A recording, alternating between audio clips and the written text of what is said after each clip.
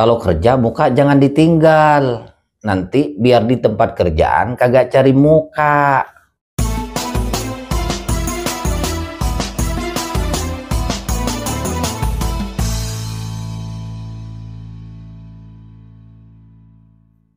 Assalamualaikum warahmatullahi wabarakatuh.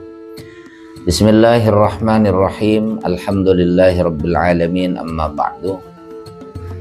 Saudaraku seiman seagama, berjumpa dengan saya Muhammad Suhal Al-Hitami yang selalu eksis di channel YouTube. Jangan lupa subscribe, jangan lupa komen, jangan lupa like, jangan lupa share. Insya Allah akan menjadi amal. Amin ya rabbal alamin. Saudaraku seiman seagama, kini saya ingin menyampaikan permasalahan juga sering terjadi di tempat kerja, di pabrik-pabrik, di kantor-kantor, atau di perusahaan-perusahaan apalah, pokoknya di tempat kerja yang disebut dengan penjilat. Ya, bukan jilat, ya, tapi penjilat. Ya. Jadi punya dua muka. Dengan tadi cuplikan saya itu, makanya kalau kerja mukanya jangan ditinggal, biar di tempat kerjanya kagak cari muka. Karena ada kejadian ini terjadi pada seseorang, dan orang tuanya ini pernah curhat sama saya. Dia sudah bekerja dan sudah masuk dan sudah kerja enak selama 1 bulan, kerjanya rajin dan tidak pernah absen. Nah, kemudian ada orang yang tidak suka, tiba-tiba orang yang di perusahaannya ini, ya yang jabatannya paling tinggi lah, ya tidak memperpanjang, bukan nunggu habis kontrak, bukan, akan tetapi 1 bulan diudahin, bukan diludahin ya, diudahin, selesai. Ternyata ada orang yang cari muka terhadap bosnya itu. Nah, akhirnya ini curiga, dicari-cari siapa ini sih yang penjilat, siapa ini sih yang suka mengadu-ngadu, ya, yang buat omongan tidak benar terhadap bosnya. Nggak lama masuklah seseorang. Setelah orang ini keluar dari pabrik, ada yang masuk. Nah, ketika masuk, punya selidik, ternyata orang atasannya ini mencari kesalahan orang yang dikeluarin tadi. Ya, namanya orang kerja terkadang ngantuk tidak sengaja, pas giliran ngantuk difoto, dikasih tahu ke bosnya, ya ini kerjanya. Akhirnya dia itu jelek di hadapan bosnya. Nah, banyak lagi cara mencari muka. Cari muka itu atas dasar iri. Nah, kalau misalnya orang ini dekat sama bos dan bos ini sayang sama yang ini, ada yang seperti itu.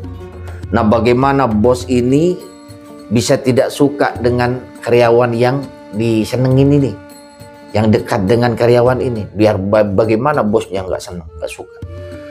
Nah, ini orang nih yang ingin menjatuhkan kepercayaannya bos ini terhadap orang yang dicintai ini di pabriknya atau di kantornya atau di manalah.